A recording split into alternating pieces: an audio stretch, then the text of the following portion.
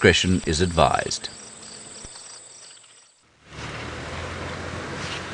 The night was dark and full of terrors.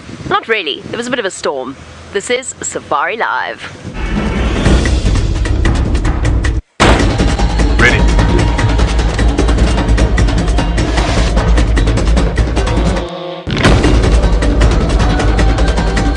Standing by.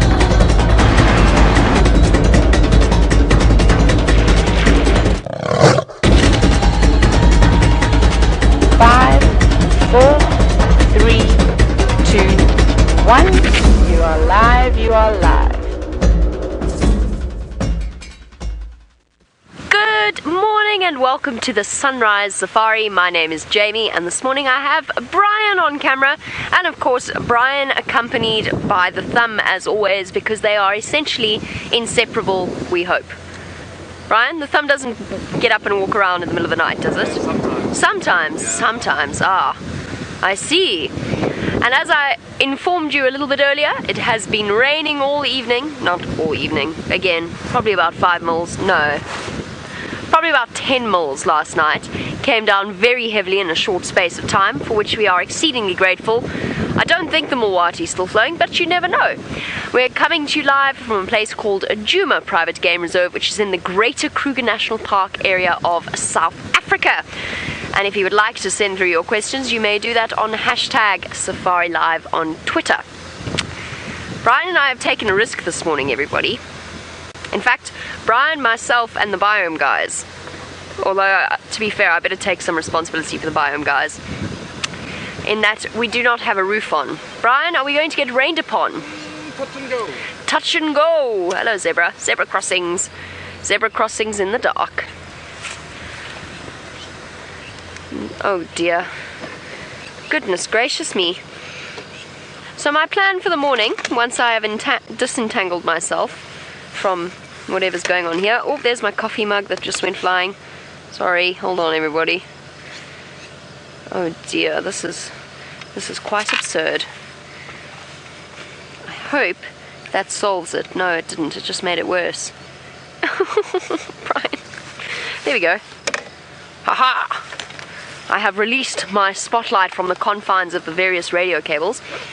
So my plan for this morning, we're going to go look for lions, but not yet. First of all, we are going to go to the hyena den, I have decided, on the basis that I heard one of them whooping outside of camp just before we started our drive. So I'm sure they're around. And I'm just excited to see the cubs, basically. Make sure that they have survived the great deluge. Brian, I think we owe Steph an apology. Do we? I suppose we do. It wasn't quite a deluge, but it was a deluge. It was a bit of a deluge. Reminds me of 2000, no, not quite, but it almost reminds me of 2014. When we had the floods, I got stuck on leave. I literally got stuck on holiday because I couldn't get my car out of the reserve that I was staying in. And Emma and I had to survive on bacon. That was all we had to eat. Luckily, we don't have that problem now. Brian and myself are going to wait for it to get a little bit lighter before we go off to the hyena den. In the meantime, Brent is safely tucked away in the warmth of the tent. Let's go and find out how comfortable he's feeling. Well, Dave is saying, not too close, back. I'm close, Dave, and I'm in the light, and the light is in my head. No. What can you do, Dave? You can't stop me from standing in the light. Of course, the tent is designed for short people like James Henry, so I'm excited to break everything, knock things with my headbutt Dave occasionally. Now, Jamie's been talking about that it's been raining, and I've managed to get up up-to-date live wind map of what's going on here. And that little green circle, that is us. Can you see the green circle? So we're on the edge. So there's rain to the north of us, and it looks like the wind is pushing it further to the north. A little bit of more rain there, so it's possible it's going to rain during the drive. But the reason we're in the tent is that there was thunder and lightning, and I'm not obviously talking about my two biceps. I'm actually talking about real thunder and lightning out in the rain. Although Dave wants to meet thunder and lightning because he's mocking me. I was actually going to say he can meet the drizzle and the puddle. But no, I'm only joking. It's great to be in the tent. Hashtag Safari Live. My name is Brent Smith, and we're going to be on a very exciting tent safari today. And because there's a possibility, we can listen to, we can eavesdrop on Tayla and Jamie and their chats. Hopefully they don't say anything inappropriate. Oh, sorry, my radio was on scan. What did they say? My route from now. She's changed her route.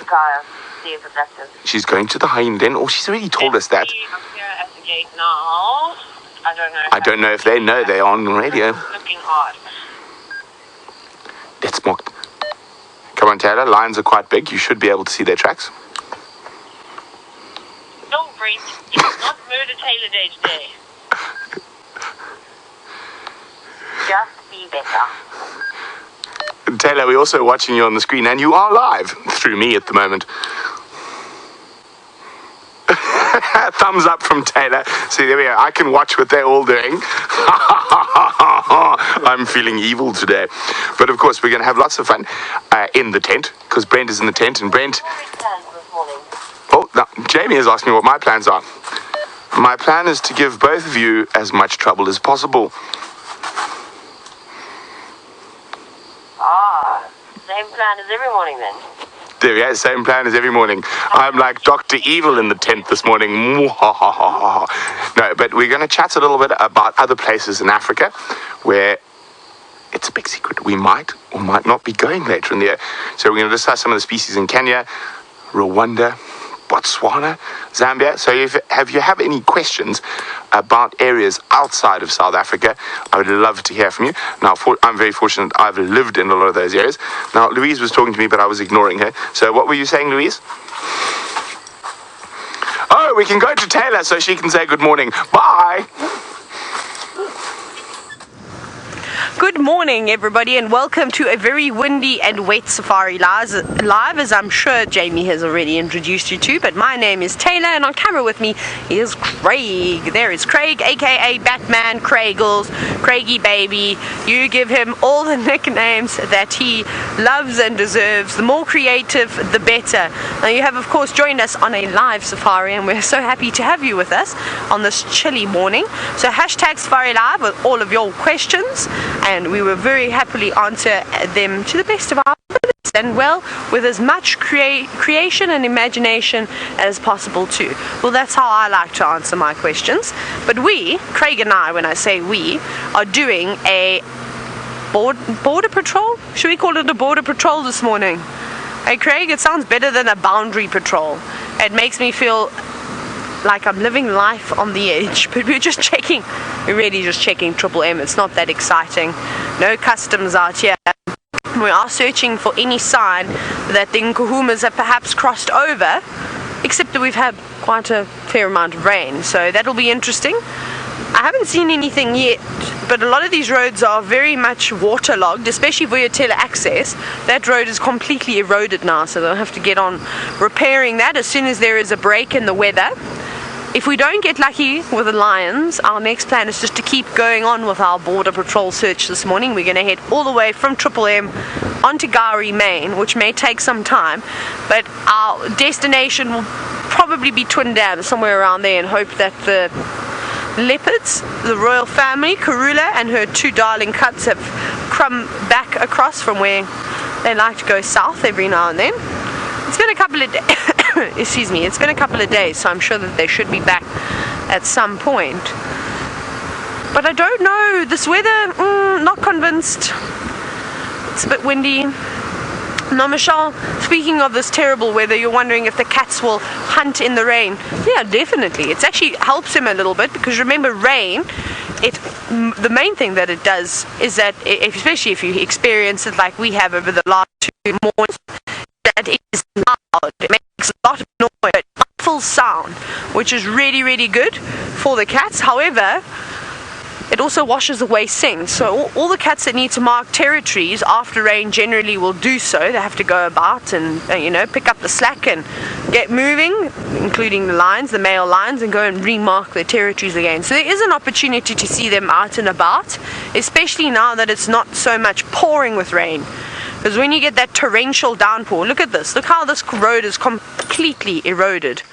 Look at all of it down here. It's made a massive crevice. It doesn't look like much. That's actually quite funny, because the way I've just described it, it sounds like it's the raging torrent, but it isn't.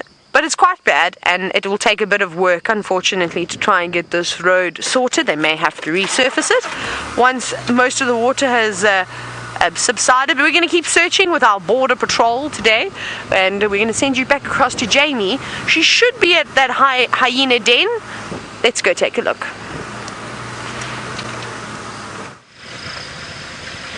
I'm not at the hyena den yet, I'm afraid. It's still a little bit too dark, and it would be highly unproductive to make Brian try and... What did you have to do, Brian? Push up the ISO? Yeah, make all sorts of changes. Make all sorts of changes, and that just seems like a lot of effort for first thing in the morning. So we're not at the hyena den yet. Obviously I can't spotlight the cubs, so basically I'm doing a short loop, a short and limited loop, on the basis that, as Tayla mentioned, there are many roads that we cannot drive this morning.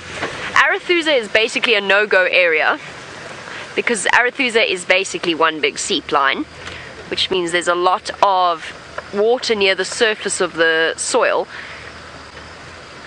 Ooh. Oh, good morning, Rexon.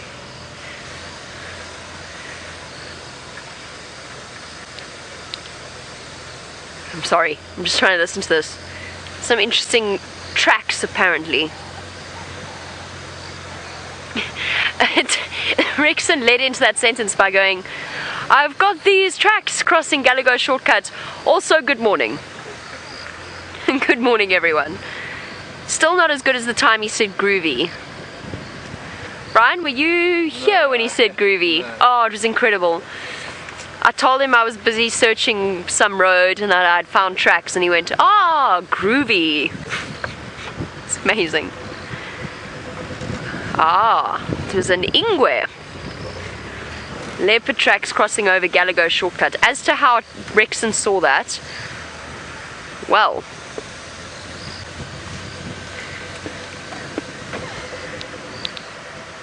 morning, Rex. Did you find Nkonzo on Gallagher shortcut?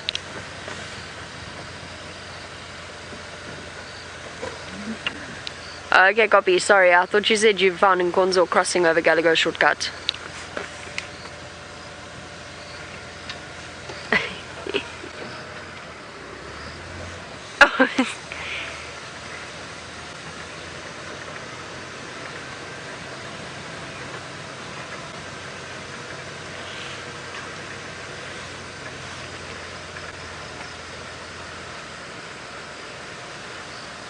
My apologies. I'm still trying to listen to this conversation.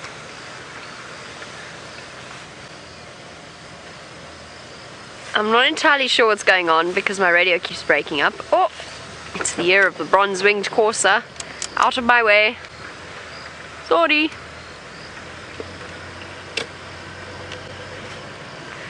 Ah dear. Tayla and myself interchangeable on the game drive comms.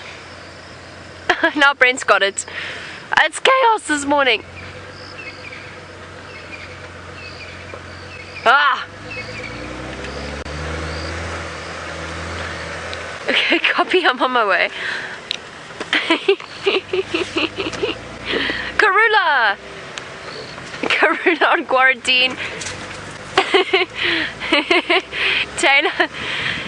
Taylor's singing down the game drive comms. It's absolute chaos this morning. Fortunately, Brent stepped in before I could ask Tax what was going on. And we've got Karula. How does that sound, Brian? Sounds great. It sounds wonderful. Simply marvelous.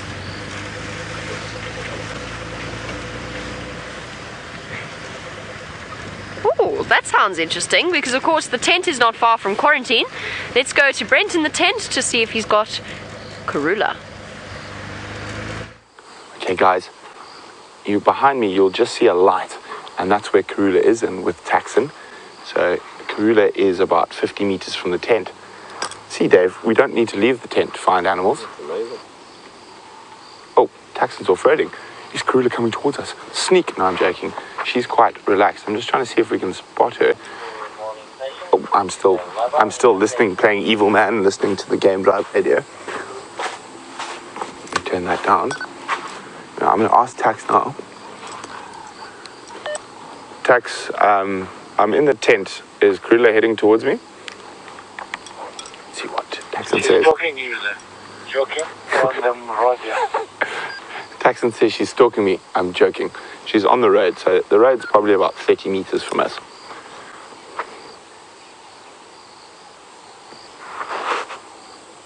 Karula wouldn't stalk me. Maybe she would. No, unlikely. So the interesting thing about leopards is in other parts of the world, human beings form a very... Brent, she just crossed to the southern side of... northern side. Northern side, so she is coming towards us. So the interesting thing is about leopards in certain parts of the world, human beings form a very important diet, and we can chat about that a little bit later. But in Africa, human beings... Wait, come Dave, come.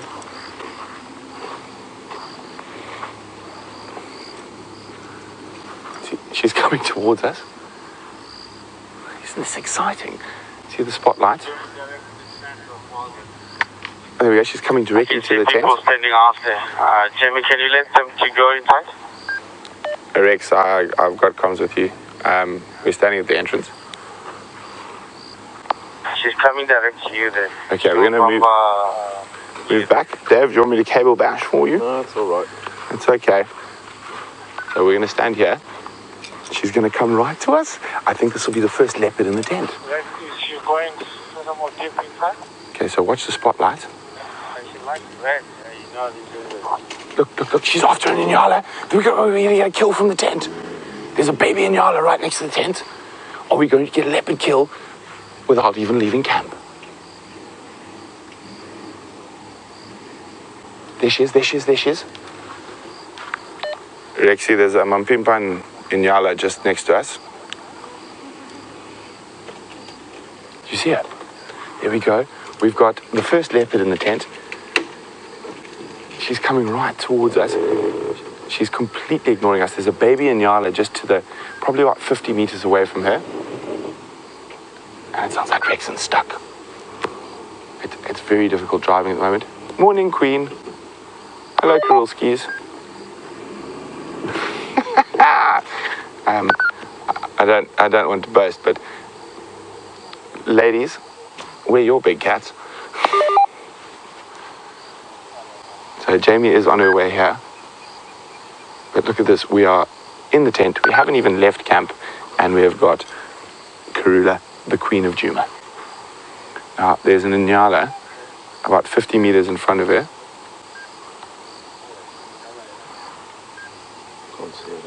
No, the inyala's run away. But not far away. I don't think it's gone too far. Isn't this exciting?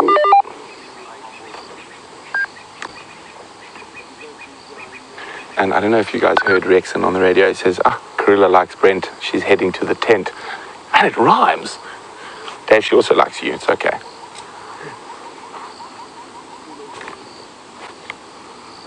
We've been waiting for this to happen. We've had a few chats in the tent about the day we get a big cat from the tent. And there we go. She's 15 meters from us. What's that in feet? 30 feet? Diane is wondering who are Rexon and Taxon. They are safari guides that work for Djuma. So they drive the guests that come stay in the lodge. And Rexon also works on our bushwalk team as one of our security detail. So she is looking directly towards where that little inyala is. So that little inyala, I think, moved into a thicket and it's just laying down. I don't see an adult around it. So very, very interesting. Look at her. Hello. Hello, Queenie. Michael's wondering, why is Karula so relaxed on foot in comparison to maybe Shadow? Well, Shadow's actually quite relaxed on foot. Shadow just operates in an area where we don't walk as much. It's a difficult question to answer, and it comes down to individual personalities. Certain leopards are more relaxed on foot than others. For example, if we take male leopards, quarantine is much more easily approachable on foot than Tingana. But we can find them all. There we go. Look at that. Isn't that beautiful? And you can see Karula is nonplussed about our presence. She's still looking towards where that little Inyala ran off. I'm sorry, Dave, I might just walk across your frame for a second. I just want to see if I can spot that Inyala. So I'm trying to see if I can see the Inyala. The Inyala was just in front of the tent. Oh, she's on the move. She's coming towards us again.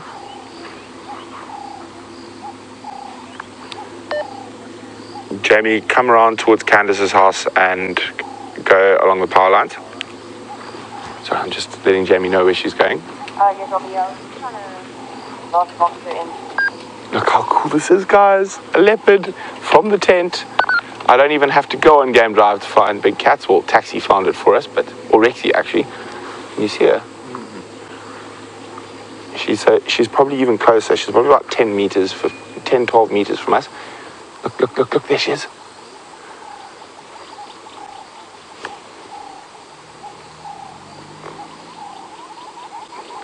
It's a pity we don't have a longer cable in the tent, otherwise we could follow her, Dave. Maybe we should get the bushwalk back up.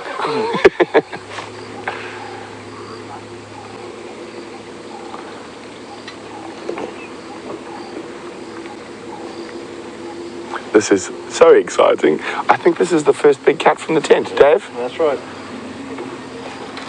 Well, you know, I don't need to track cats, they come to me. It's the truth. I can't lie. Okay, well, we're just going to move out a bit so we can see if we can stay with her as long as our cable lets us. I think she's heading slightly more to the west.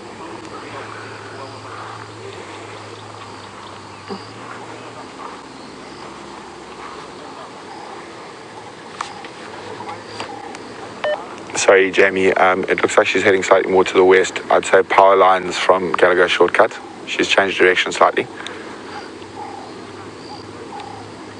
So I'm just letting Jamie know. I thought she was going to pop out right next to the DRC, but it looks like she's going to go through the drainage line, so the best way is to go around. So we've lost sight of her. How exciting. Tent team, 1 leopard. Game Drive teams, Cross to the western side. 0. Now we just need the Nkumas to come for a visit. So as I said, we're going to start dealing with animals that we don't see or we don't not see it. Oh, I've lost the mouse. There it is. Okay. Oh, I'm trying to make sure you guys can't see the name. How does that? Okay, let's just do that. So who can tell me what antelope that is? If you know what antelope that is, use the hashtag #SafariLive on Twitter. Okay, well done. Well, good framing, Dave. Good framing. What animal is that? So if you know the answer, hashtag #SafariLive. What animal is that? That is an animal we'd like you to meet in our adventures to Kenya. And I'd love to see if you know what it is. Don't look. Don't look. So let's just have one last quick look outside. I know it is a bit dark. So Karula was right here. She gave me a little, how's it going? And then she carried on. Oh, you can hear the guinea fowl alarming. That's where Karula is. And who knows, we've always got Inyala and bushbuck around the tent, so maybe she'll come back. Hopefully she won't stalk Dave. Yep. He is quite small. So Brian has left me in the tent. Now Dave has to hold the camera above his shoulders to be eye line with me. Sorry, Dave. That's okay. We can get you some shoes with some heels if you want. Heels. That's a good idea. Yeah. Okay, now Karula's heading off slightly more to the west, so why don't we jump on with Jamie and see how her hunt goes.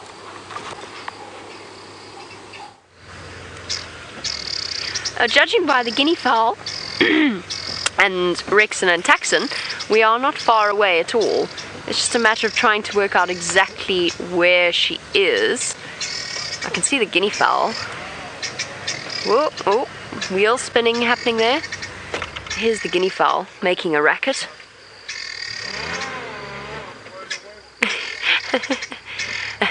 and Rexon attempting not to get stuck. I don't see any leopard. Brian? No. This is most devastating. Nobody appears to be looking in one coherent direction either. So I assume she's going towards Gallagher.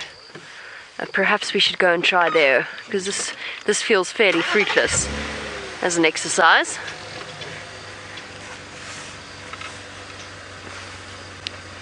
Rex, Tax, do you still have visual of her?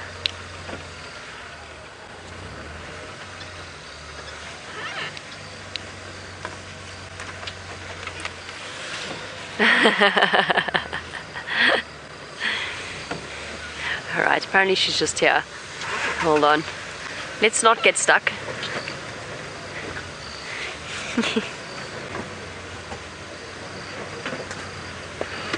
Let's not go down into the drainage line either. Where's this leopard?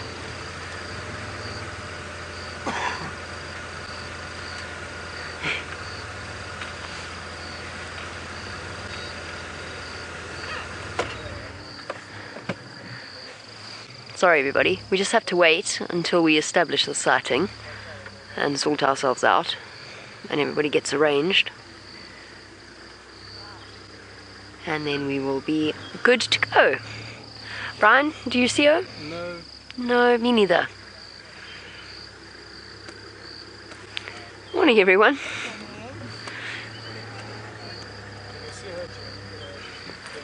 Is she down in here?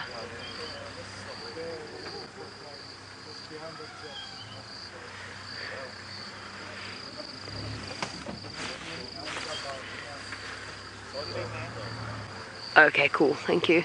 Oh, there she goes, I got her. Wonderful. She's going to come in front of our vehicle. She's just about to come out into the open. Or she was. Up until 2 seconds ago, there she is. There she goes. In a strip of spots. Hello, girl. Where have you been? Did you enjoy the rain last night? With her black eye? Hello, girl.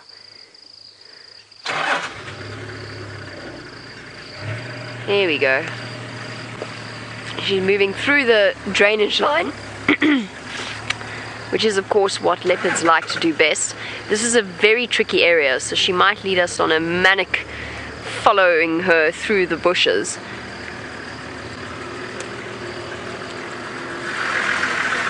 Thank you, Rex.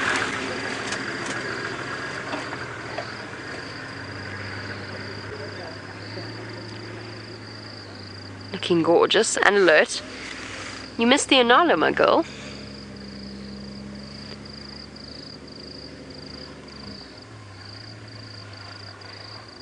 And slightly damp as well.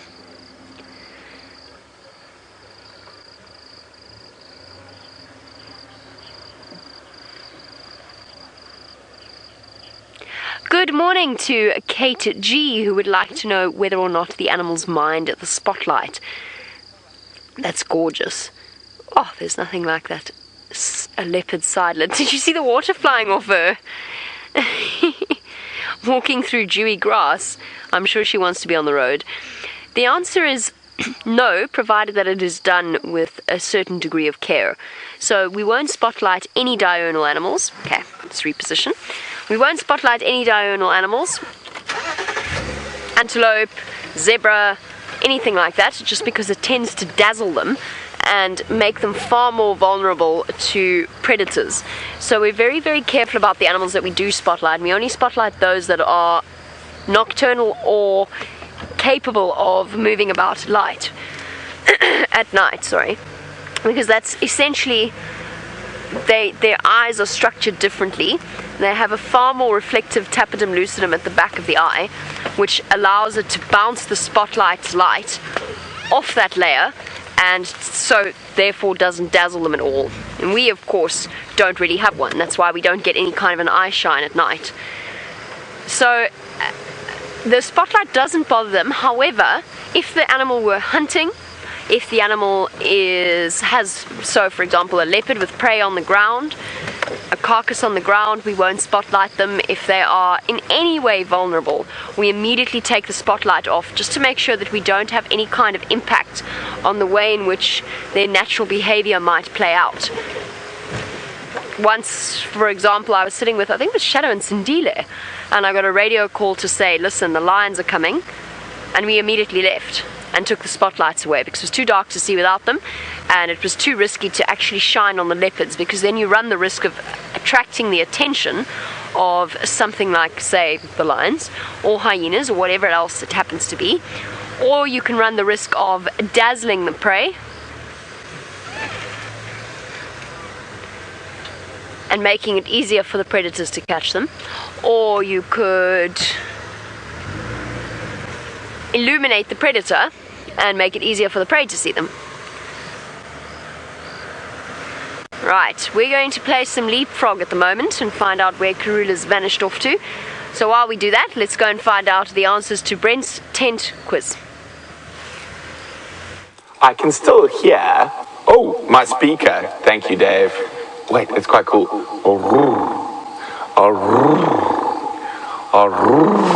Okay, I'll stop. So I can actually still hear the vehicles going off. So she's probably about 100 meters away now. Now, back to the quiz. A couple of you said eland. It's snot. It's snot an eland. That is an eland. Now, that's a big bull eland. And we look forward, I'll move my radio, to seeing those once we are in the Masai Mara. Now, there's a slight possibility that an eland could arrive here. So, Sarah, hi. Sarah says, hi, it's me. Hi, Sarah. But it's not an eland. It is a topee. And we're pushing the wrong things. There we go. Well done to Alexander, Stefan, and Nikisha. You are spot on. It is a topee, a member of the hartebeest family. And it looks very similar to a sesame, but it's not a sesame, it's a topee. And one of the more common antelopes we find up in the Masai Mara. And also, a very interesting thing, it is the fastest antelope in Africa. So incredibly quick running. And if we look at their body shape, so they've got elongated front legs with a lower back leg, and they're capable of incredible speed. Now, there's a wonderful African folklore about topee and cheetah. Now, I feel like I haven't hit my head once today yet, and Dave's been very clever. We've got a microphone, so I don't have to wear a hat in the tent. So there we go. Where is it? There it is. Yay! Now, I like being outside, so we're going to go outside. So there's a wonderful folklore. I also just want to see if I can see the leopard again. I can't. She's gone too far. So there's a wonderful African folklore about how a cheetah got its speed. And the creator, according to the Bushman, I'm listening to the radio. I'm eavesdropping today. And basically the creator organized a race, and the only two animals that took up the race were the cheetah and the topee. And the topee was quite arrogant, being the fastest antelope alive. And Cheetah asked Wild Dog very nicely if it could borrow its feet. Now, I don't know quite how this works, but Cheetah managed to borrow Wild Dog's feet because Wild Dog was good at running, but Wild Dog decided didn't want to take part in the race. And off they took. And Topee was burning Cheetah.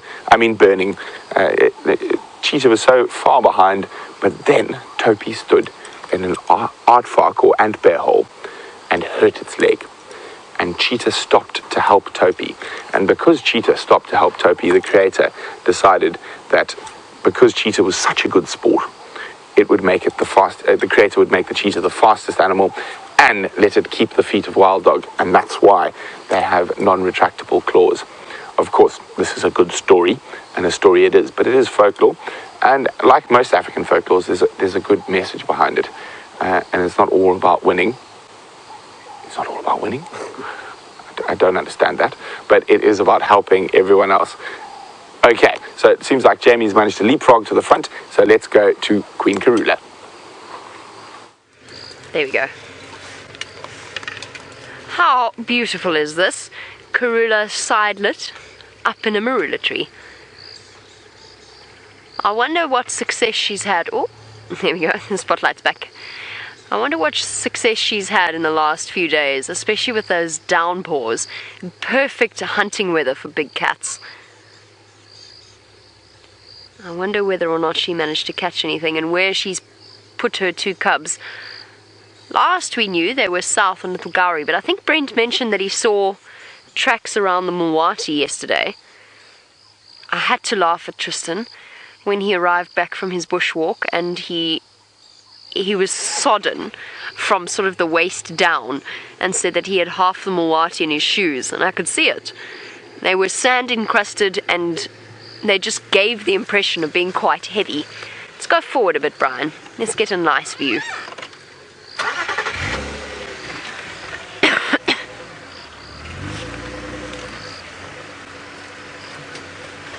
No, Fly.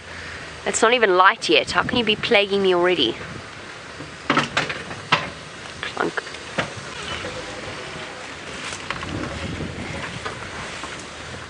Are you okay there, Brian?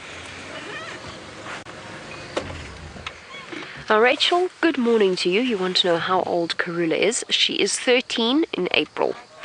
Now, the truly extraordinary female that she is, she's raised 4 sets of cubs to adulthood, and is in the process of, oopsie, although that's very pretty, isn't it, Brian? In the process of raising the 5th set of cubs, which basically means, if you think about it, a leopard has its cubs, oh, lovely yawn, roughly every 2 years, and she's nearly 13 years old, and she's nearly raised 5 sets of cubs to adulthood. How impressive is that?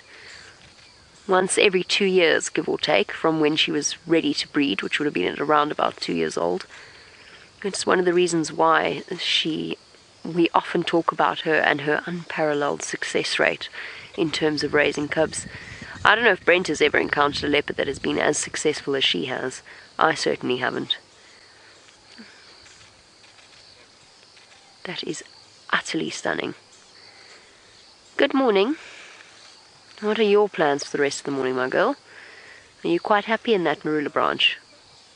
Everything's a bit soggy down here. Hey, getting muddy paws. I had to laugh at the guinea fowl, all running away. Oh, down we go again. No, just looking for a more comfortable spot. A slightly more invisible spot. This is very, very pretty. This was very, very pretty. What an enjoyable way to spend a morning. I was planning on going to the hyena den. Karula has completely scuppered my plans, as she did. When did we drive along here and she popped out of nowhere, Brian? Was it 4 days ago? Maybe 4 days ago, where she popped out on quarantine with her 2 cubs.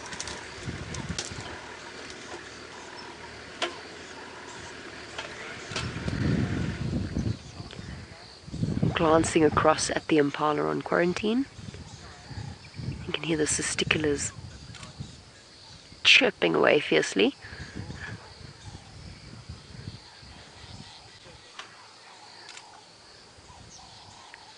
So definitely not the subtle approach that she was looking for between the testiculars and the guinea fowl. I cannot believe Brent saw Karula before we did from the tent this morning. There was a certain inevitability to that, wasn't there, Brian? Yeah. It was bound to happen. Luckily, the rain seems to have ceased for now, so at least we don't have to worry too much.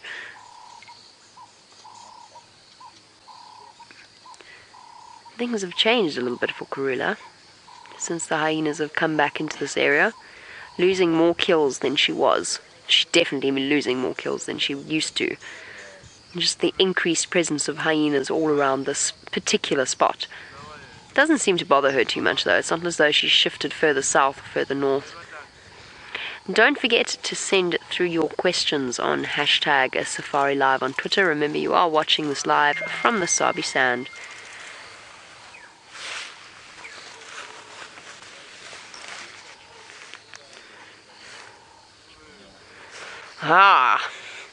It seems as though we had enough rain to keep the Mulwati flowing in a raging torrent. Let's go and see whether or not Tayla has been swept away. It is indeed a raging torrent. Hold on, Craig, hold on! No, I'm just joking. It's not, sadly, it's not raging, but it's definitely flowing, which is quite nice to see, because this is the first time, like many of us here at Wild Earth, that we've seen the Mulwati flowing before.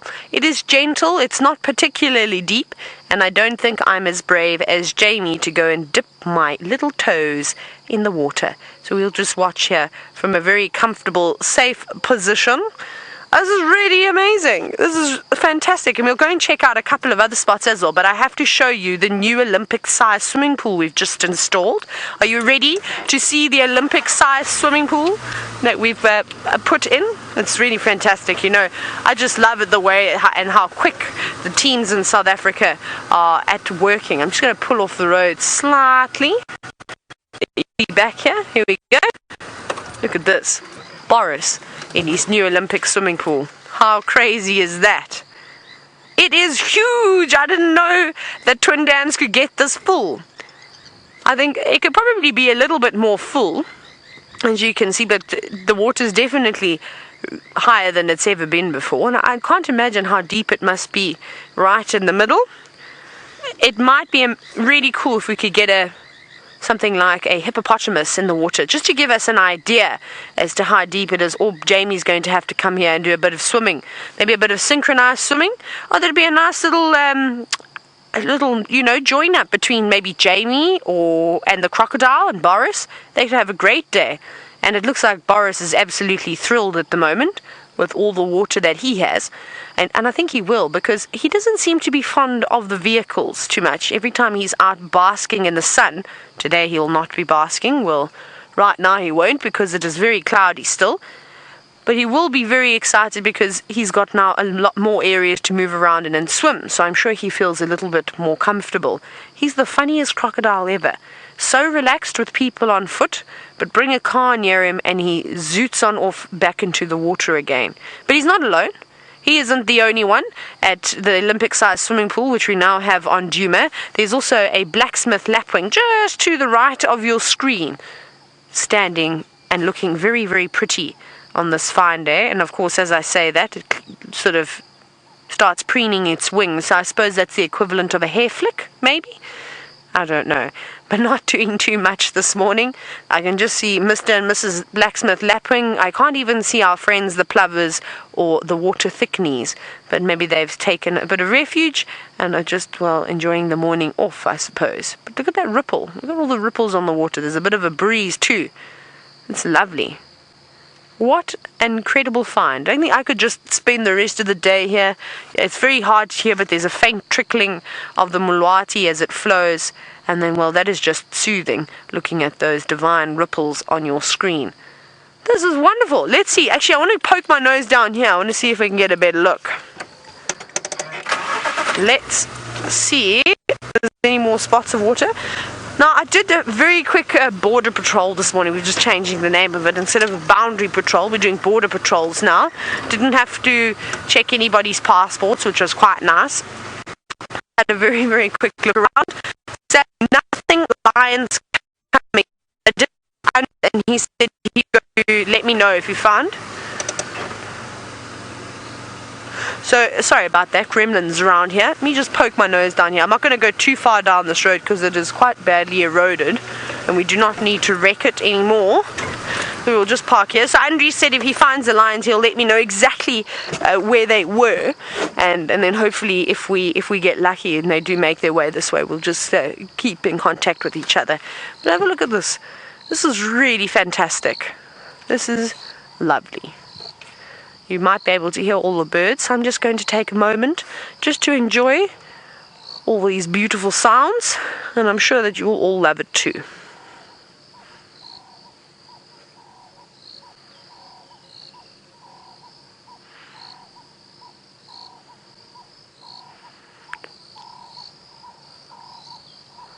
You can hear the good old turtle doves. There's a couple of emerald spotted wood doves going doo doo doo doo doo doo doo doo doo doo doo at the back. I can hear a hornbill, most likely a yellow-billed hornbill calling as well. Actually, not too much of a variety this morning. It's actually a bit limited as to which birds are chatting about. Okay, should we go check another spot? I'd love to go and have a look at what Bullshook Dam looks like. However, I think that we're going to have to go back and then go up Cheetah Cut Line to get to it. I don't want to drive some of these roads around here that will be completely waterlogged. So we're going to go back across now to Jamie and the Queen. I'm so glad to hear that Tayla has survived the raging torrent of the Mulwati drainage. I'm not, however, going to take her up on the offer of synchronized swimming with Boris. Brian, would you take her up on that offer? Not today, no. Not today, no. I know it's a little bit chilly, really, to go synchronized swimming. I'm not really feeling it. It would remind me too much of growing up and in primary school going to 6 o'clock in the morning swimming training. Yes, with that swimming cap and, cold. No synchronized swimming with Boris this morning. Karula seems to agree. She doesn't seem to be too keen on synchronized swimming either. Instead, she has found herself a really comfortable, nice dry spot on the Marula branch. Far preferable to the damp grass beneath her. That's why she is perched up in the way that she is. Quite comfortable. And I think probably going to stick around. Now, we're going to stay with Karula as long as possible. However, if she does take us on a little bit of a journey off-road, there are certain places that we absolutely can't follow her. And we're basically surrounded by those places. There's a seep line just to the west of us, where the underground water is very close to the surface of the soil. And by traveling along there, we could actually do some, if not serious damage to the ecosystem, certainly create serious ruts in the road. So we're going to enjoy as much time as we can with her, and then probably let her move on her way. And I would hate to be the first person to get stuck. That would be embarrassing, wouldn't it, Brian? It would, and then we'd have to jack up the car, put branches underneath the wheels. All in all, not ideal.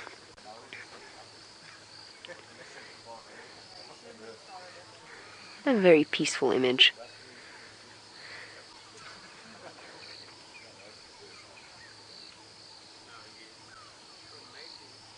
I can hear the go-away birds calling. We're probably not more than about 100 yards from Brent in the tent. Again, still think that sounds like an low reference. The gatto and the chateau and the pill and the till and the drug and the jug and Brent in the tent.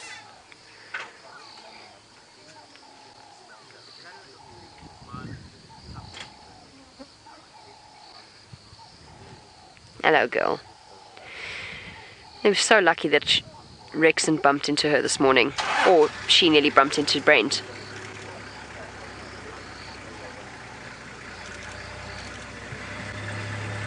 Melanie, good morning to you and welcome to the Sunrise Safari. Melanie, you want to know if any of her offspring have the same spot pattern between their eyes as Karula does. And of course, for those of you that are new to these live safaris, Queen Karula, or Queen of Djuma, since this is the sort of the heart of her territory, she really actually does have the word wow between her eyes on her forehead. And I didn't see it at first, and it was pointed out to me, and it's actually very, very clear. You want to know, Melanie, whether or not any of her offspring have the wow between their eyes? Not as far as I know. I'm just trying to think. Shungile has a W, certainly. She definitely, I see a quite clear W between her eyes. Otherwise, I mean, obviously I have never seen most of Karula's offspring, really. Shadow and Tundi do not have the wow between their eyes, although they certainly look like sisters to me. But they don't have the wow between their eyes.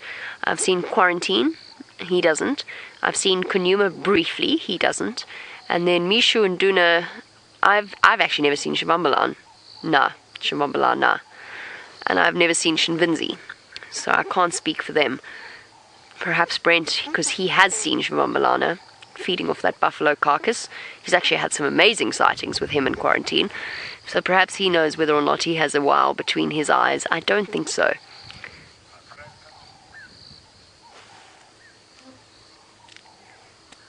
Who have I forgotten? Mishu and Nduna. Again, haven't seen them either.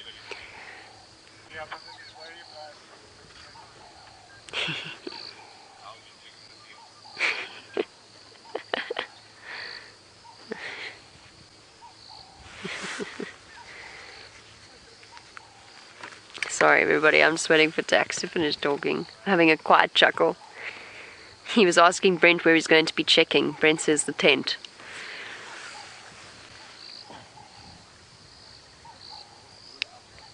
Tax, I think I'm going to check MCCURDY. I'm not sure where Tayla's going.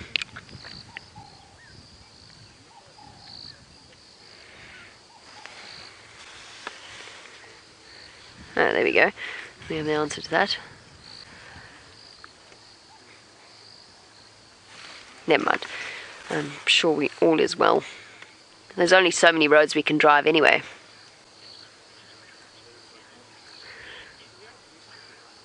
And good morning to Carl. You want to know whether or not Karula is still able to have cubs or if she's a little bit too old.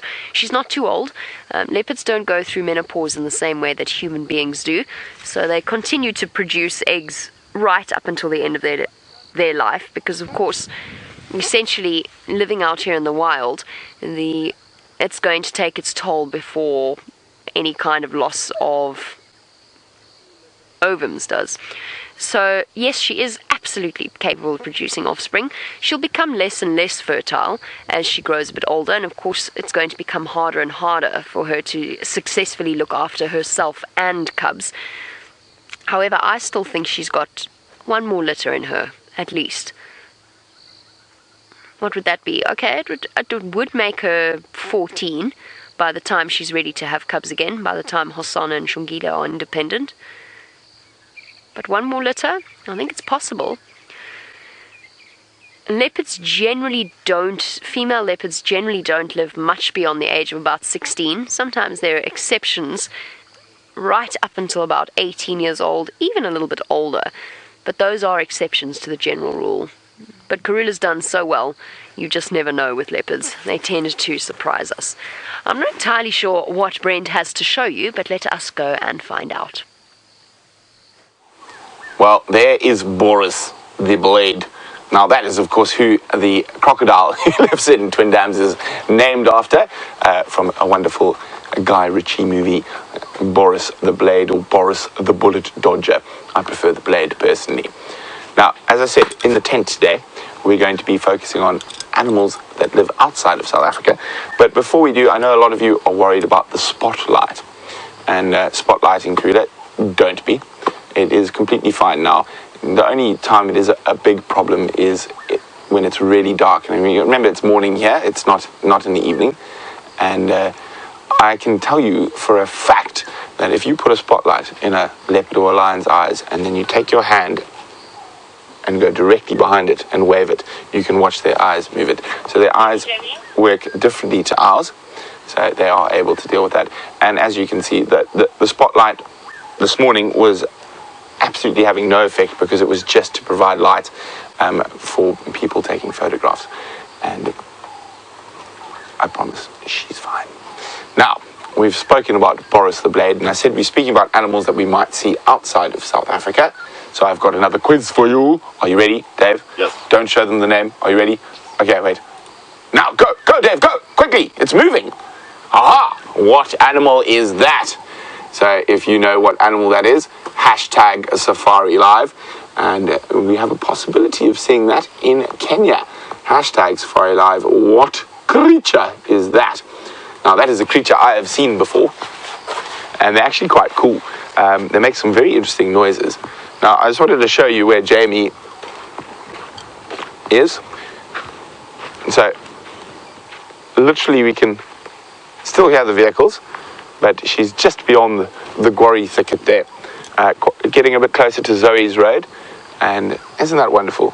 I still say, Dave, aren't you happy to be the first cameraman to film a big cat from the tent? Absolutely. Absolutely. Now, of course, I forgot to introduce Dave properly this morning. Here we go. Dave, give me the camera, because now I'm not on a vehicle. This is dangerous Dave the Dish. Hello. Let's have the dimples, Dave. See, now the cameramen know how it feels like to be a presenter when they put... All right, that's enough, thank you.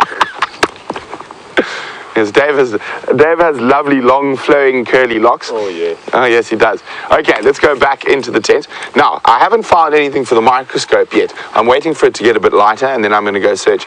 Actually, let's go have a look at Tom. Tom is not looking well. Tom is not looking well. Tom's got a bit wet. And, ooh, I think the first thing I'm going to put in the microscope, looking at these Waltherias, they have been severely eaten by the window acria larvae. You can see all the gaps in them. Now, it's been raining, so that means if I want to find a caterpillar, I need to look under the leaves. So while I search under every leaf, let's go back to the Queen of Djuma with Jamie. That sounds as though Brent, spurred on by his spontaneous Karula sighting in the tent, is having an absolute ball. So is Tayla. She called me on the radio to tell me that the raging torrent of the Mawati is flowing strongly to the point that it has white water now. My goodness gracious, for our little river, it is truly doing a spectacular job. It's exciting, isn't it, Brian? It is really exciting to have had that much rain. Compared to last year, anything counts as a lot of rain at this point. So we're all thrilled. The reserve that I used to work on has had equally as much, and they've got proper rivers there that are properly flowing. My friend was telling me a story yesterday about driving through the river and her headlights dipping under the water. So the water's rising back up, and that's a relief for the rest of the year. It means that we don't have to face the horror of last year's dry season again. All those poor skinny buffalo. And actually, I mean, it must make hunting for Karula so much easier. Obviously it was easy for her when all of the animals were concentrated around one water source, one or two water sources. But at the moment the grass is so high that she basically disappears when she walks through it. Fast asleep. I wonder what her plan is for the rest of the morning. I'm not sure that she's going to move much.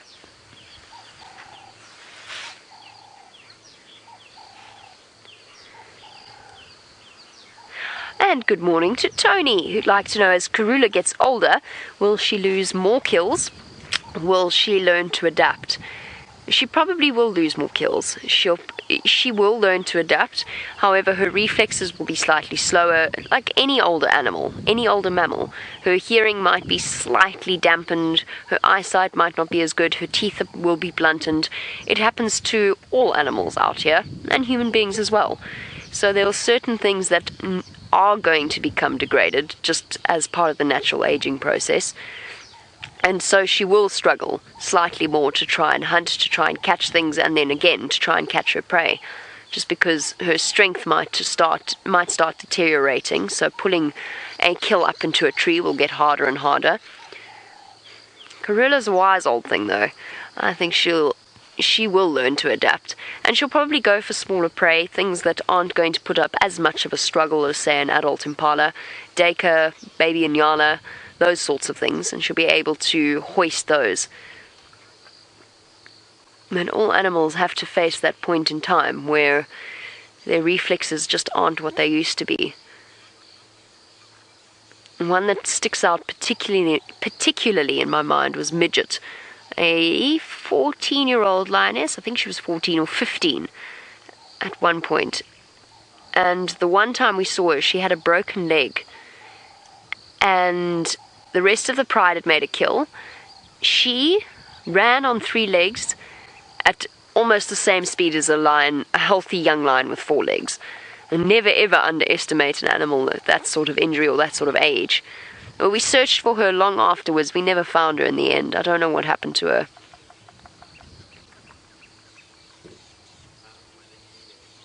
Much tougher than human beings. By far and away.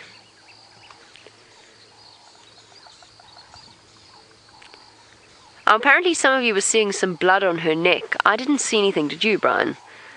Little bit. Which side? On the other side? Must have been. She was walking with her left side. Oh, there's a little bit there as well. That's probably just a popped tick. Yeah, that's probably just a popped tick. Sitting on the back of her neck, she probably rubbed up against it. I don't think there's anything major there. I wanted to try and have a proper look at her injured eye, but true to leopard form and cat form, she's playing contrary this morning, and she hasn't actually given us a proper glimpse, or hasn't given me a proper glimpse to try and have a look. It wasn't too serious, though. Just a little bit of a black eye underneath her left eye.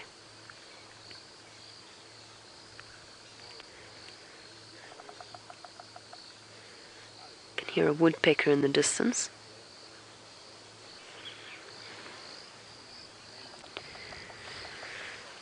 Good morning to Barbie, who would like to know how old are Karula's oldest cubs.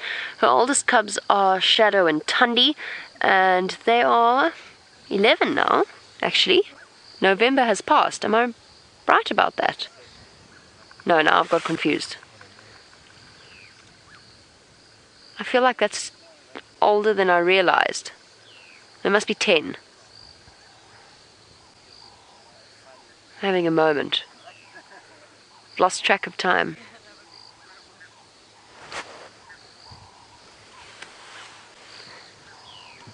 Why can't I think? They are 11. I'm not going completely crazy. They were 11 in November. I think it just was such habit of calling them 10 years old that admittedly November was a while ago, but the change has caught me by surprise. They are 11. So Tundi and Shadow, both 11 years old, both quite a contrast to their mother in terms of their success rate in raising cubs. Shadow, of course, has not really managed to raise any cub to adulthood except for Sindile, and I'm not really sure if he counts, because he, of course, was taken into quarantine for 8 months. The reason I say he doesn't count was, at that point, the reason he caught that dog was because Shadow was leaving him for extended periods of time to go off mating regularly, and it's probably a biological function. She just comes into estrus quite early, and it just kept happening relatively regularly. Tundi's had slightly more success. Tamba, her current cub, and Kuchava, whom I've only seen twice, her female adult offspring, probably ready to have cubs of her own now, and then of course Bahuti, whom I've never seen, but Viam has. Have you ever seen Bahuti, Brian? No, I've never seen Bahuti either. So a slightly higher success rate than Shadow, but they just serve as an interesting contrast because they are essentially in the same area, so the conditions are the same, the circumstances are the same, their upbringing was essentially the same. And it just, basically what it does is it throws Karula's parenting skills into a harsh relief as to just how good they really are.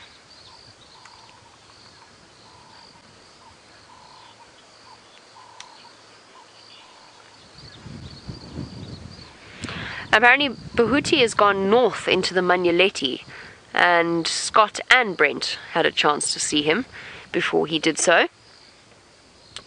I haven't seen Bahuti, but I have seen Kuchava. I'm pretty sure Brent hasn't seen Kuchava yet. So I've got that one. And I think Brent hasn't... Oh, no, shame. I was going to say, Brent didn't see both Shaluvas, which I did. Of course, one of them is no longer with us. However, I still haven't seen Nkanyeni. In the entire time that we have been traversing Cheetah Plains, I have never seen Nkanyeni. Seen Vitomi, but never Nkanyeni. Which is ridiculous. I'm starting to feel personally affronted.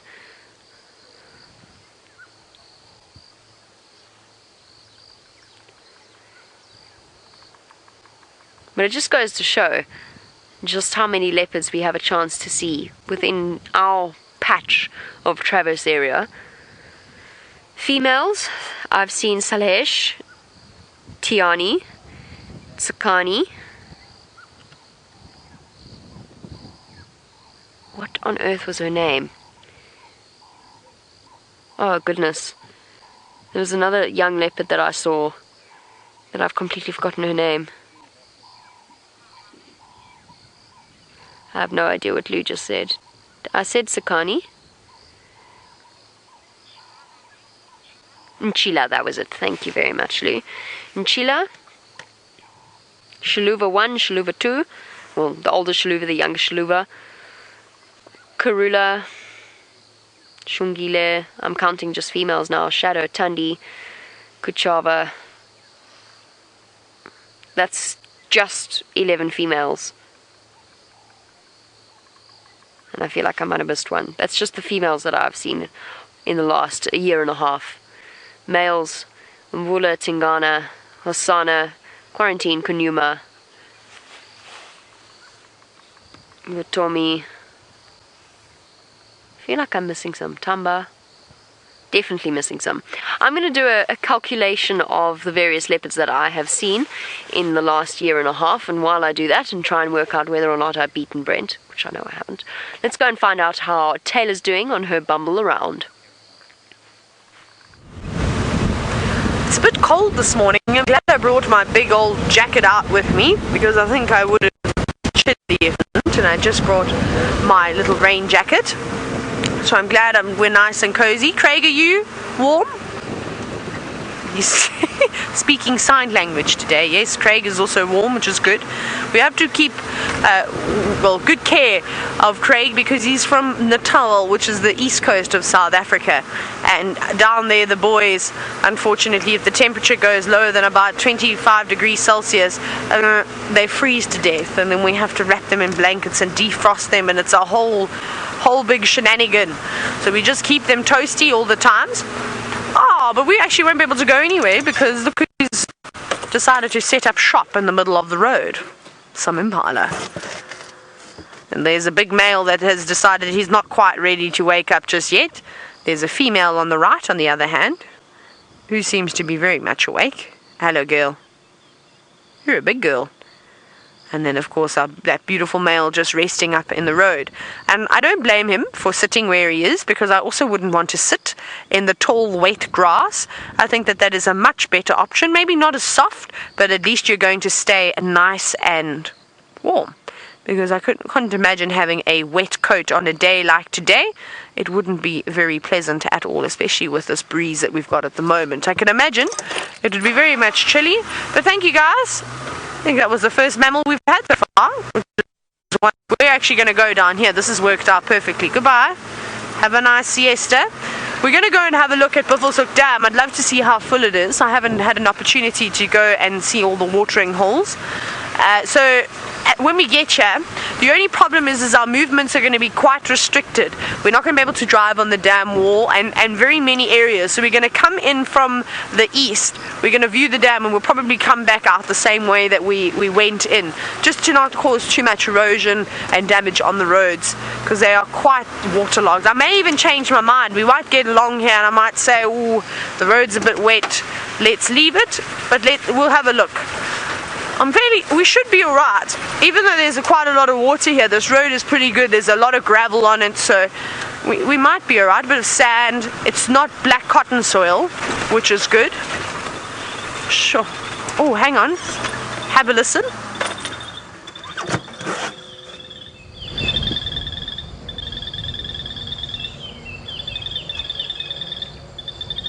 Okay, so I have a quiz for you now.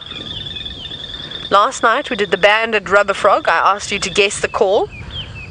So I'm going to keep quiet in just a moment so you can have another listen. But I want you to hashtag Safari Live with your guesses as to what is making that. Doesn't sound like that, but you get the sound that I'm talking about. Who makes that? What is the species? We have to be a little bit specific. So hashtag Safari Live on Twitter with your answers. But have another listen.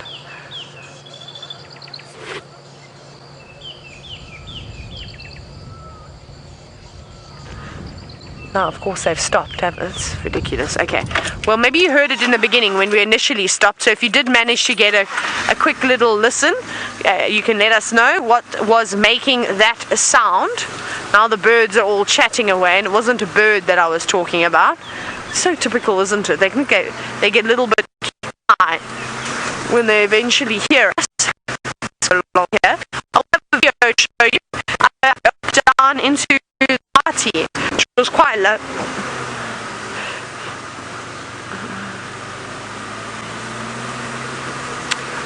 Sorry about that. Again, the gremlins were just fighting a little bit there, but we've swatted them away.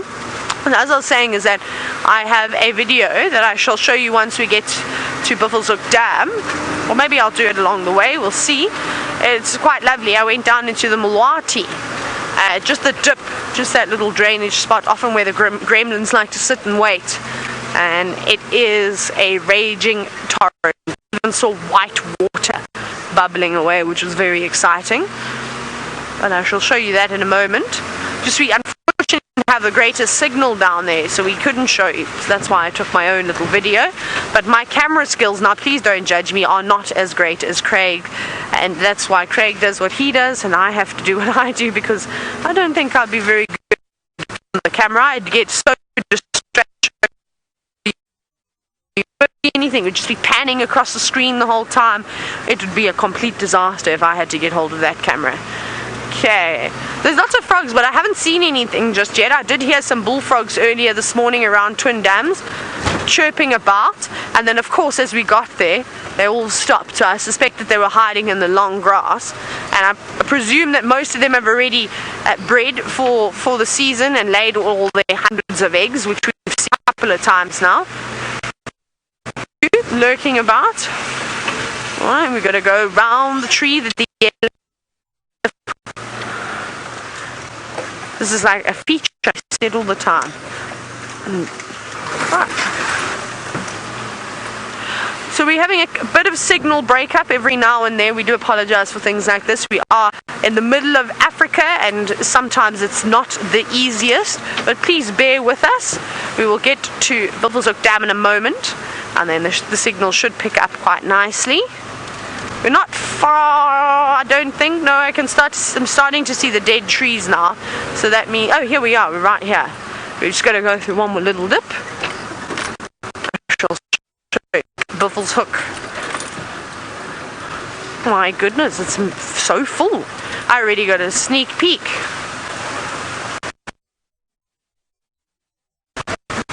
Michelle Guy, you've all said, was that thing that was calling a sand frog? You are all spot on. Well done, you're indeed correct. It was a tremolo sand frog, and if you were watching the sunset safari last night, it was actually, we managed to get one with his vocal sacs all enlarged, which was really quite lovely to see. Oh my goodness, and we've got hippopotamus. Let's go down this way. It's an angle. There's Lake Buffelshoek. It's massive. It is so full. No more little jacuzzi section in the dam. That little segregation is now gone. But you can see in the very far corner, there are two hippopotami. There they are. I don't know if it's the same two that we've been seeing every now and then. No, these ones look quite large, and they don't seem to be as skittish. Remember we had that mom and calf that was here, and the juvenile just wasn't having any of it, and didn't really stay up for more than about 3 seconds before it went under. This, however, looks like a much larger hippopotamus than the ones we've been seeing. Look at it opening its nostrils, isn't that cool? Yes, yeah. This is definitely not the same pair that we've seen. They're way too relaxed, which is wonderful. So they've got a new home. They've got Lake Buffelshoek all to themselves. I'm trying to find, where's Mr. and Mrs. Blacksmith Lapwing and Mr. and Mrs. Egyptian Goose? They like to live around here too, but they don't seem to be around so much. And you're wondering if the hippos would stay in the water during such heavy rains. I wouldn't imagine that it would be a bad spot to go. I reckon if it's torrential downpour, it's actually a good spot, because they can hold their breath for quite some time, for up to about 6 minutes or so. And maybe they'll go underneath a tree, so often you'll see overhanging trees on the sides of the dams, on the banks of the rivers. And look at that. Naughty, naughty, naughty. I'm going to go and quickly pick something up. Thank you, Louise, for spotting that for me.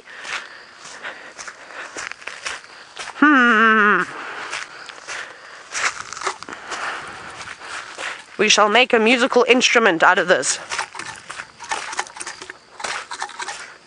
I shall tell you about this can in just a moment. Sorry, hippopotamus, if I gave you a fright. Now, as you can see, and we have picked up a can, but what happens is when you get a lot of rain like we've had, is often hyenas will come through camps and rip up rubbish bags, which they shouldn't be doing anyway, but that's one of their favorite things to do. Or also, what could have happened is the can could have easily been washed down. Maybe it was lurking in the bush and it's been brought out. So that's also another, not a bad thing about rain, is that if there is any things lying around, it could have fallen out of a vehicle. I mean, it could have been a complete mistake. Somebody may have dropped it accidentally or on purpose. I doubt anyone would do anything like that on purpose. And, well, when you get rain, everything moves around and it brings it out of the bushes, which gives us an opportunity to do a little bit of a cleanup. So that is definitely one thing that we will be looking at today. But it's lovely out here. It is full. This is the fullest I've ever seen this dam before.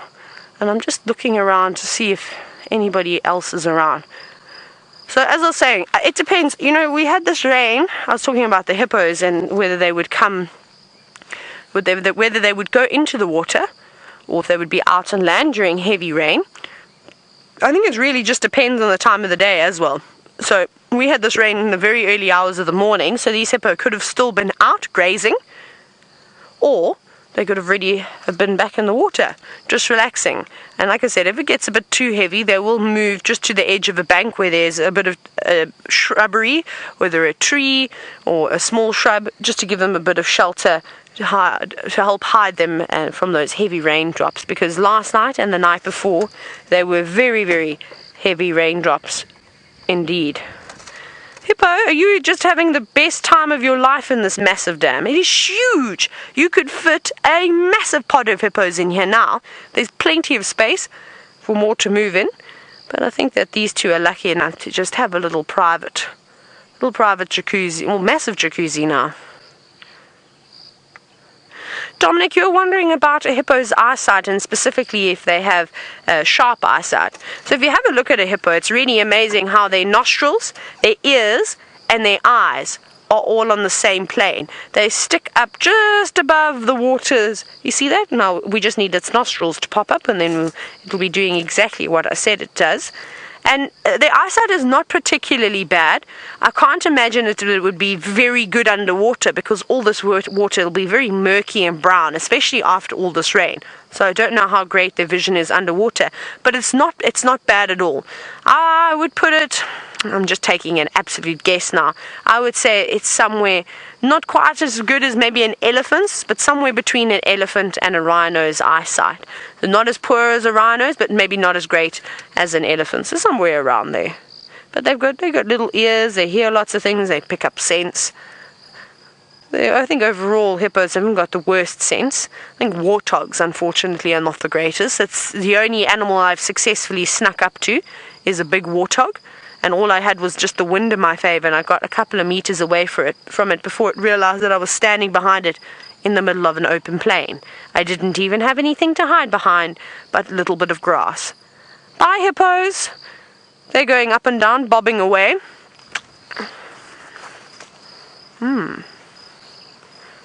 AC, hello to you, and thank you so much for all of your questions. Remember, if you'd like to ask questions, like everybody else's, you're more than welcome to, and we'd be happy to hear from you. Hashtag Safari Live on Twitter with any questions or comments that you may have, even if you just want to share your beautiful screenshots.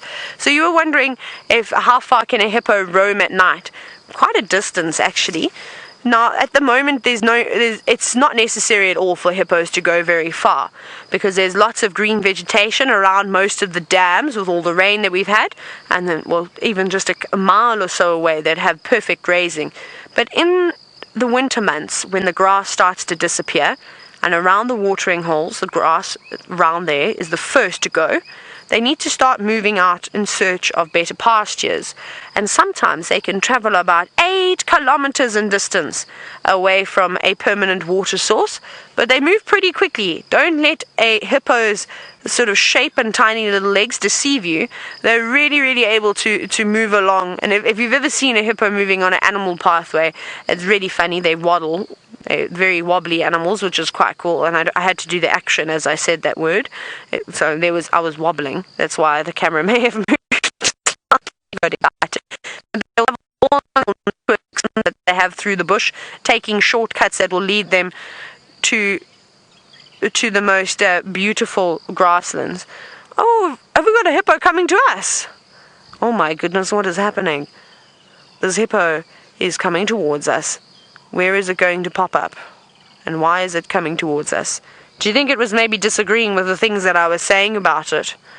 Maybe it said, Tayla, I've actually got the best eyesight and hearing, and I've heard every single word that you've said, and I'm going to come and just teach you a little lesson. Look at that. See, not able to swim, and it will be quite deep in there. Probably, it's hard to say. I reckon it must be close to almost 2 meters deep, maybe maybe a little bit less than that, maybe about 1.7 meters or so. So just shy of 6 foot, maybe about 5'5" deep. So that hippo has to bounce down to the ground, and then pop up again, get a bit of air, and then sink down and walk along the bottom of the water. They're having a good time. Maybe they're just... Bev, Denny, you were actually wondering how deep the dam was, so there we go. I don't think more than about... It's definitely not more than 6 foot. Hippos particularly don't enjoy water that deep. They prefer, of course, the more shallow water. Now, I have a video to show you. Can I show you? Let me show you the video very quickly. I'm going to bring it around this way. I told you I was going to show you what the Mulwati looked like. And you'll see Craig. Craig features in this too. Are you ready?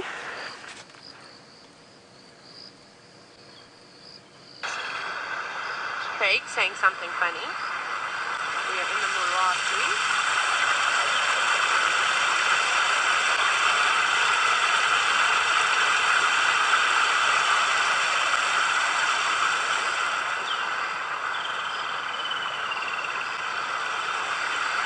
Beautiful, hey?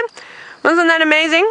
I just thought that I'd quickly show you that little clip that I snapped up while we were down in the Mulwati, and it was the first time I've seen, well, white water rushing and gushing about here in the northern Sabi Sand. So very exciting times for us out here.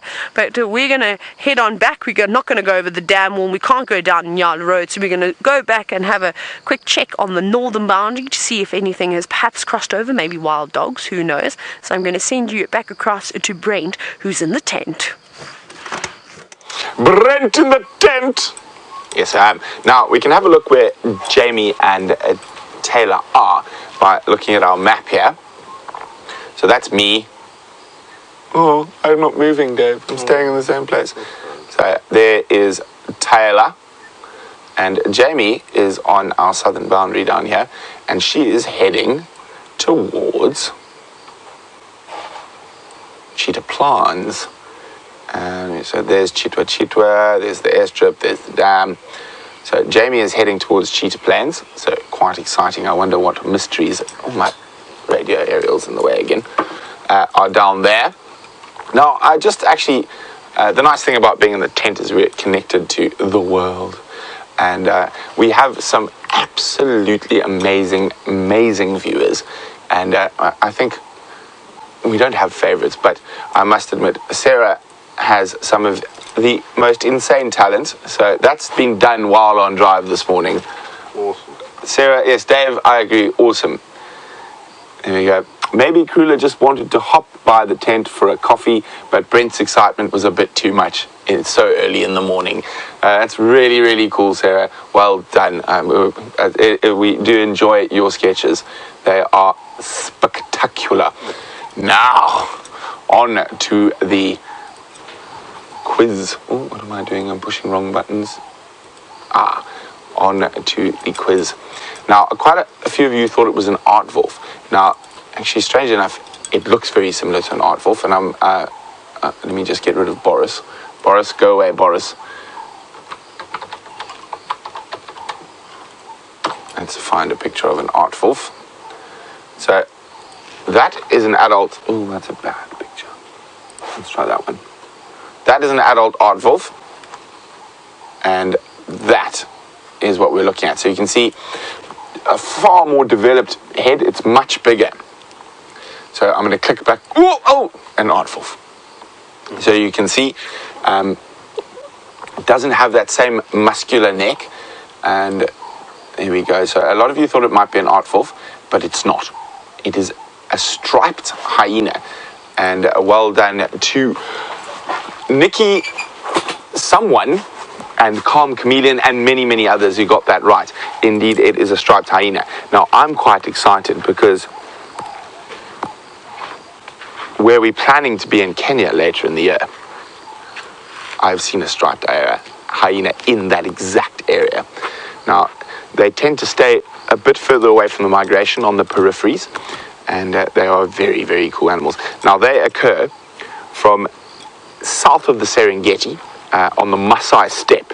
It's an area, it's quite an arid area, all the way north into India. So there are even hyenas in India, and the striped hyena is the hyena in India. So I'm hoping, fingers crossed, that we're going to see one while we get up there. So well done, guys. Very well done, because that was not an easy one. Now, aardvolk is also quite an interesting one because there has not been an aardvolk seen in the Sabi Sands from my research and speaking to guys like Lex Hess since the early 1980s. Yet when we lived in the Manuleti and we had to drive up and down to and from and had to get up at obscene hours in the morning to be on game drive, I think we used to have to get up at 3:30, leave at 4 to be here by 5 in summer months. We saw an aardvolk twice, and not even a couple of 100 meters north of the Sabi Sands. Why there are no aardvolk here? I don't know. I've pondered it deeply, and I still don't know. There probably are. We just haven't seen them. Also, like with pangolin, aardvark, and a lot of the smaller nocturnal mammals, they come out between 11 o'clock and 3 o'clock in the morning. So we're normally asleep. Now, we're still in the tent. Dave, we should probably open this. I wasn't sure whether the rain was going to come, so we haven't opened. What am I looking for? Aha. Here we go. That's what I'm looking for. So, we have another animal. Are we going to quiz this one, Dave? We should. We should, just to keep everyone going. Now, this is our next quiz. Now, what antelope is that? You've given it away, Dave. Oh, no. Oh, Dave. There we go. Dave gave it away. It's a Thompson's gazelle. Oopsie. Where's a stick? Actually, I don't need a stick to hit cameraman here. Dave's running away from me. You're lucky. You're lucky. I'll let you off this time, Dave. Okay, so there we go. Let me put, before I knock over any more stuff in the tent. Yes, so that's a Thompson's gazelle. And they actually migrate with the wildebeest and zebra during the Great Migration. So we will be seeing a lot of them. And there's another gazelle that we're not going to see as often. I will bring up a picture of it. It's called a Grant's gazelle, and they actually have a bigger type of gazelle. So, I can't do too many quizzes because I had another quiz, but I'm not going to do that just now. So while we carry on fiddling around in the tent, and just as we go off air, I'm going to pick up that bone again and beat the living daylights out of Dave. So while I do that, let's see how Taylor's border patrol is going. Don't be mean to my dear friend David, Brent. Shame. David, you can sit on my car anytime and I won't beat you with a bone, don't worry. We'll look after you here. Hey Craig, are you feeling well looked after this morning?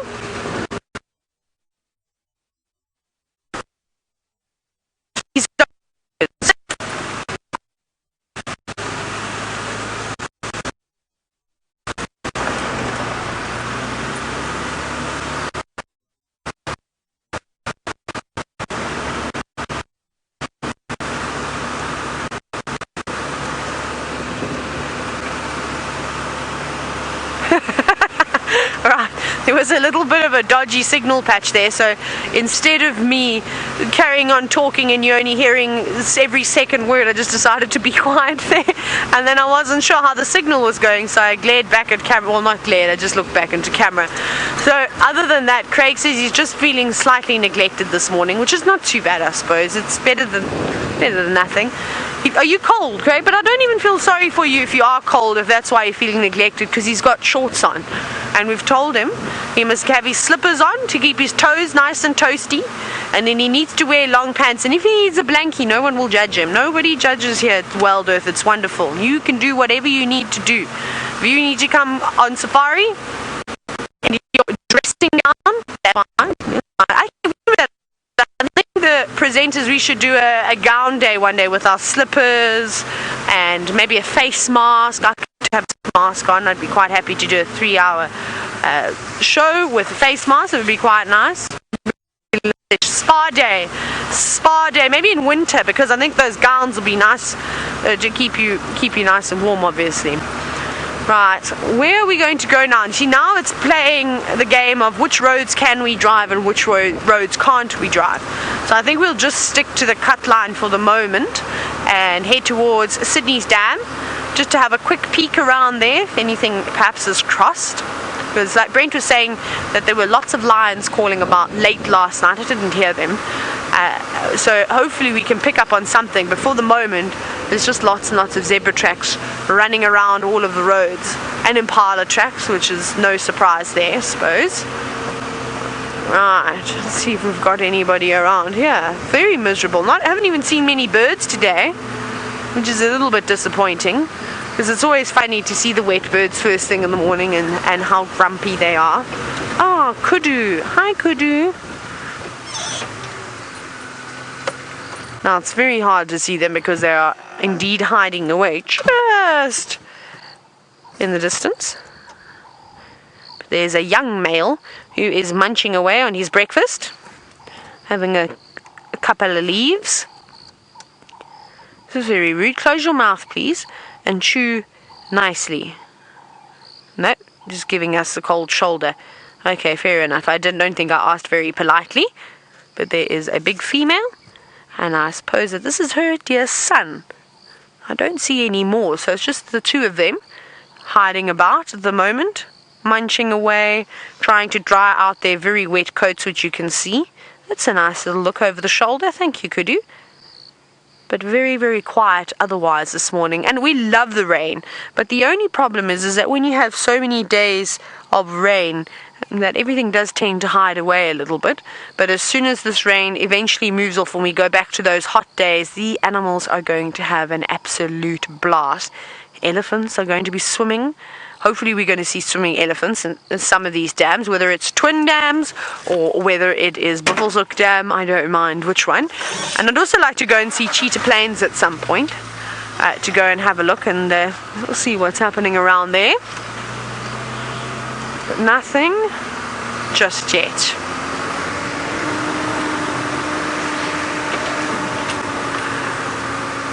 Now, something that we've all been chatting about, and I've been particularly excited for, is the big herds of buffalo to return. And Alexander, you're wondering exactly that. As you come into winter, Alexander, you tend to see those massive herds congregating in areas, so that'll be nice.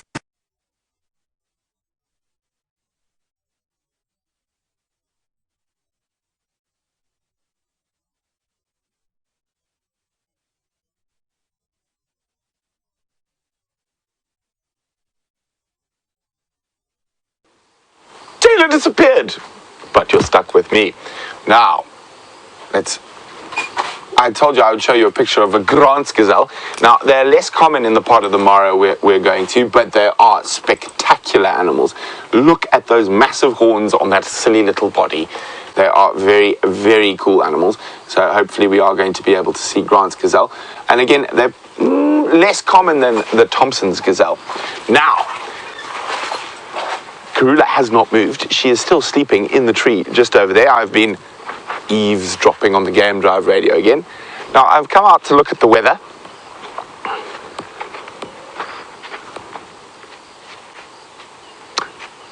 I don't think it's going to rain this morning, but I think it will rain. But there's something I've been wanting to do. Now, we've searched the Walthoria plants, and I think all the acria butterflies have gone into cocoon. There's none of the caterpillars left. So I need to stretch. And Dave, do you know what's about to happen? See, in South Africa we play a game called rugby, and it's much better than American football. because we don't use any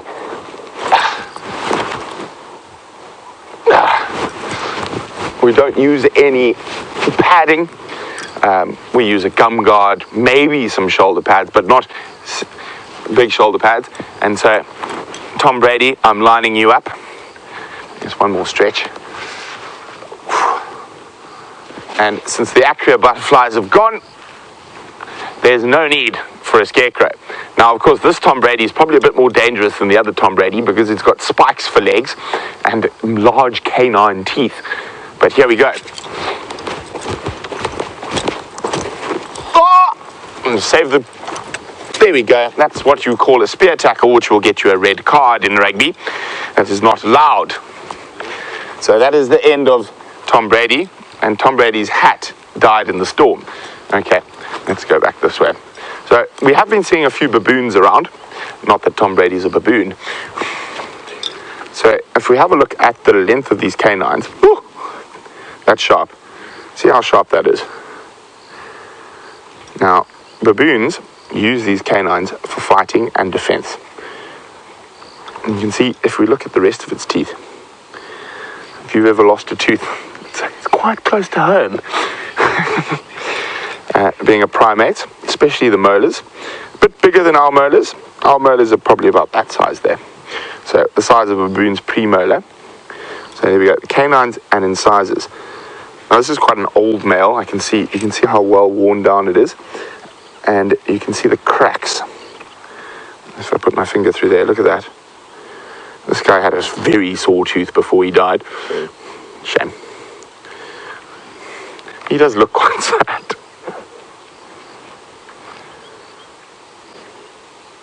Oh, I didn't quite hear that. But I know Richard was asking about primates like gorillas and chimps.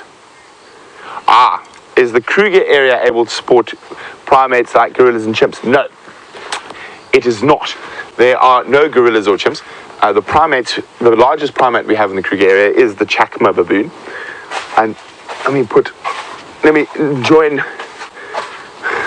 since Tom Brady is now retired, we can put the teeth back together. There we go, put the baboon skull back together. Oh no, someone put Simon's eyes back in. No, Simon. If he can't see, he can't talk. No, the Kruger area doesn't support baboons or chimps or any of those type of things. They are endemic to the forested areas of Africa. So the Congo Basin forests and extending into the Albertine Rift. Now, strangely enough, that is also one of the places we might be going later in the year, back to Rwanda, back to see gorillas, which would be very exciting. Oh, we're going to eavesdrop again. But we're going to chat a bit more about that. Now, mountain gorillas are quite interesting. Are you calling me? Because gorilla species have been, well, the earliest fossils of gorilla or those type of primates was found about 32 million years ago. So very, very old. And we share that common ancestor from there. Gorillas, chimpanzees, bonobos developed, and so did human beings. And of course, we're the only bipedal ape. So we're the only upright ape that spends all its time on their 2 feet. We don't walk on our 4s. Well, some of us do. Girls in final control. But the rest of us walk on our 2 feet. Final control says I'm rude. I just think I'm funny. But so it is very interesting. Now, mountain gorillas probably separated from the lowland gorillas around 800,000 years ago, and they've got much thicker fur, and they're actually bigger because they've evolved to deal with higher climates. And the mountain gorillas of Rwanda or the Virungu mountain range actually go all the way up to the snow line. So even on the equator, there is snow. It gets that high. It's over 4,000 meters, the top of those mountain peaks. And who knows, maybe one day we'll take you on a walk up to the top of the Virungu mountains and stare into an active volcanic caldera. But if you have any questions about that, remember #SafariLive. I'm happy to talk about anywhere, including Djuma, obviously, and the Greater Kruger. But if you have any questions about other parts of Africa, I would be really happy to answer them today. And what are we going to do, Dave? Oh, yes, I forgot to beat you. So while I beat Dave, let's go to Jamie.